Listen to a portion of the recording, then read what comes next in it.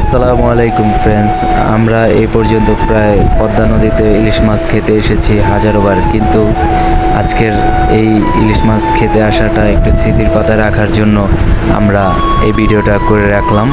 কারণ কিছু বড় ভাই আসছে আমাদের সাথে, আমাদের মনির ভাই, ডিবি মনির ভাই, প্লাস আমাদের টিটু ভাই, সাজু ভাই, ওরা আসছে, রাজন ভাই, সবাই আছে, অনেক মজা করলাম, তাই একটু ভিডিও করে রাখ গাইস। এখন এই যে মাছ কাটাকাটি চলতেছে, কিছুক্ষণ পরে এই মাছগুলো আমাদের ভাজবে রাজন ভাই ভেজে তারপরে আমাদেরকে খাওয়াবে। দেখা যাক কি হয়। এখন আমাদের সবাই প্রস্তুতি নিতেছি, আমরা যে যার মতো। কিছু বড় ভাই আছে চা খাইতে গেছে পাশে, আর কিছু বড় ভাই আছে নদীর হাওয়া নিতে গেছে। এখন আমরা এখানে মাছ পাহারা দিতেছি, তবে আমাদের মাছ পাহারা দিতে ভালোই লাগতেছে। দেখি কি হয়, একটু পরে ভাজাভাজি শুরু হয়ে যাবে। তারপর আমরা এখান থেকে আশা করি খাওয়া দাওয়া শেষে একটু নদীর পাড়ে ঘুরে আমরা বাসার উদ্দেশ্যে রওনা দিব। যদিও বাইকে থাকা অবস্থা আমাদের সাজু ভাই আছে, আমাকে ভিডিও করতে দেয় না, উনি একেবারে আমাকে খুব সাবধানে রাখে। আমাদের সাজু ভাই খুব কেয়ার করে আমাকে, যদিও আমার ফ্রেন্ড, কিন্তু খুব বড় ভাইয়ের মতো আচরণটা করে, তো এখানে ওনাকে আমি বড় ভাই বলি।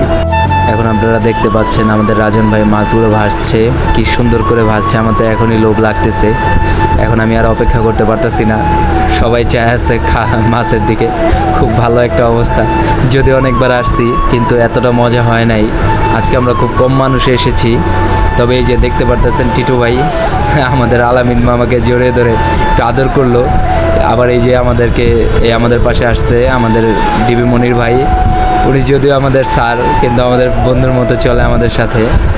অনেক মজার একটি মানুষ, ওনার সাথে আপনারা একটু কথা বললেই বুঝতে পারবেন উনি কেমন মানুষ।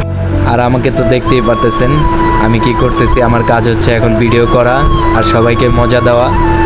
এই যে আমাদের সাজু ভাই, এই যে এখনই আমাদের মাঝে খাওয়া দাওয়া শুরু হয়ে গেছে। দেখি কে কী নিতেছে।